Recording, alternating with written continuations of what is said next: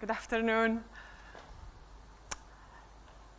Do you recall those moments when you hear an inner voice and then the next thing you want to do is go and tell your friends, I want to do this, I feel like I want to pursue this next passion, and then they give you this long list of why you shouldn't do it, right? Because it's difficult, because you don't have enough investors or money, because the economy is down, because. Do you recall those moments? Well, today I want to talk to you about all those voices and their impact on my life. When I was in high school, my favorite teacher was the geography teacher. Her name is Maria Păunescu. She was an absolutely passionate woman who would go out of her way to bring props, magazines, and different type of news just to excite us about her favorite subject, geography. So one sunny day, she came to class with even more enthusiasm than usual. She put some papers and magazines on the table, and all my colleagues gathered around to discover what was new today. All those things were happening, I was in my place, at the end of the classroom, in my bench. In high school, I was the ugly duckling, as you can easily see on the screen. I was the introvert. I was the one that most colleagues were making fun of. And so I would go to school looking down. I wouldn't speak much. And I wouldn't interact much with my colleagues because they were the ones who were making fun of me. But as this enthusiasm was happening here and there was so much noise in front of the class, I was like, okay, what's the fuss about? So as I approached, I understood why they were so enthusiastic. The teacher was explaining that for the first time ever, somebody thought to build a hotel on water, and it was the most luxurious hotel in the world, and it was the only 7-star hotel, and it was located in the United Arab Emirates, Dubai. And everybody was looking at the glamorous Dubai, at the gorgeous photos, and for the first time ever, I heard my inner voice whispering to me, one day you will live there. And it started to feel more and more real. And with this enthusiasm, I found myself speaking out loud. One day I will live there, which was immediately received with a lot of laughter. Oh, ha, ha, ha. Oh, you're speaking? Oh, that's so funny. Oh, you the farm girl? Listen, how can you? Your mother will never let you leave the farm because she needs you to work there. Did you forget we live in Romania? How are you going to ever go to Dubai? That didn't feel good. But what I've done is I trusted that knowing.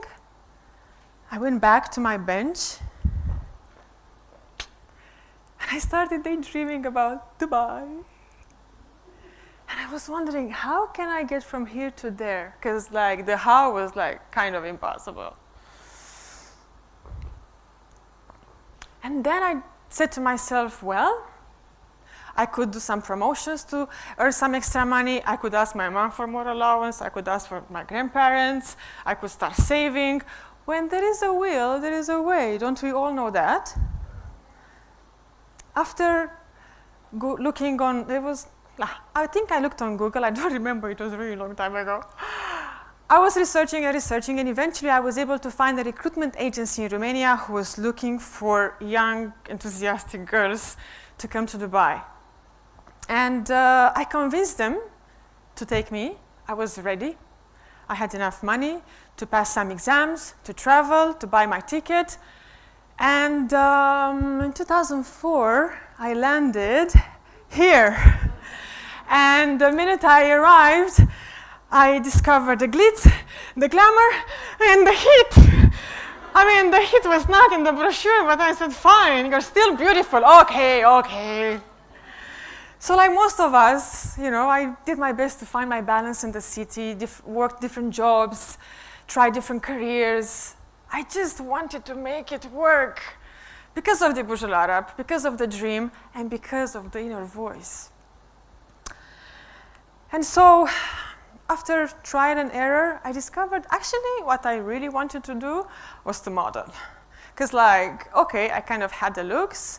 After a while, I started to work on myself, train, and sooner or later, I started to model a little bit more, also because I was fortunate to be lucky to be the right person, the right girl at the right time, as the economy was booming, lots of developments were happening, so advertisements and lots of ads were happening, and they were needing models.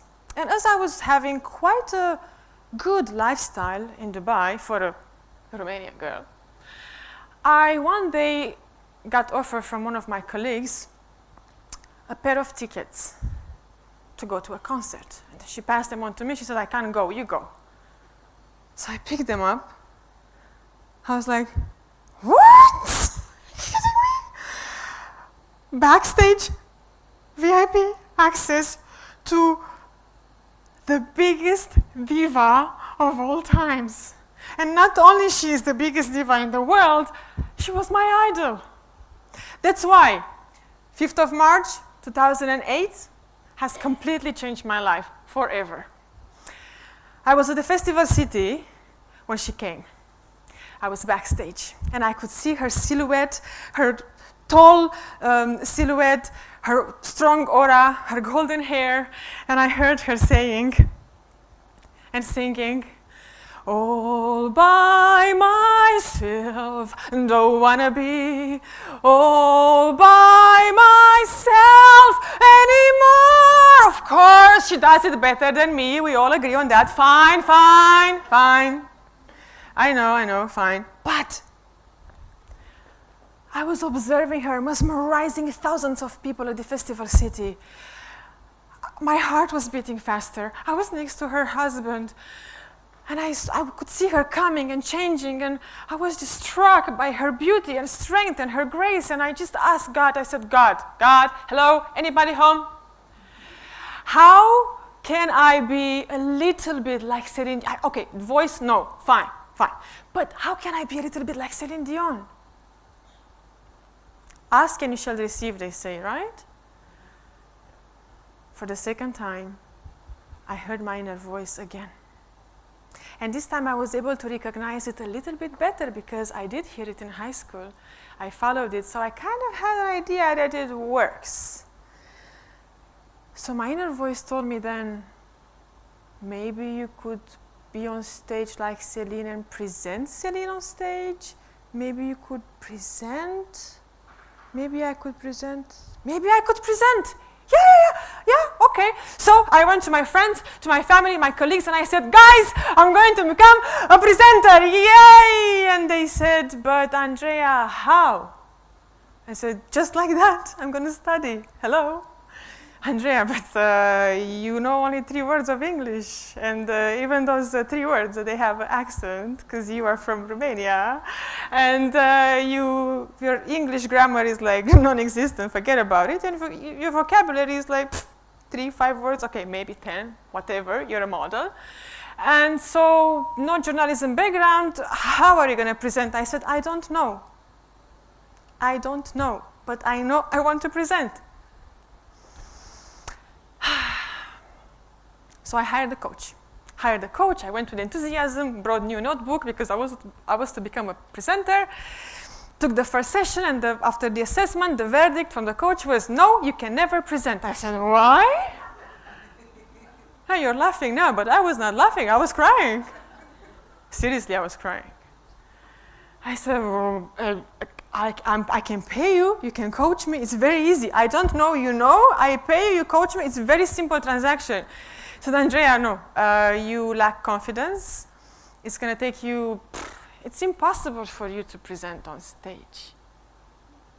Okay, fine. So I started traveling, I started looking for different mentors, I knocked on many doors, I went to different universities, looked for different courses. I wasn't about to stop, you know that by now. So I started to educate myself, watch YouTube, videos, books, spend lots of time in bookstores. And eventually I did start to present a little by little. And a pro bono event there, a charity event there. I got comfortable on stage, and it started to work.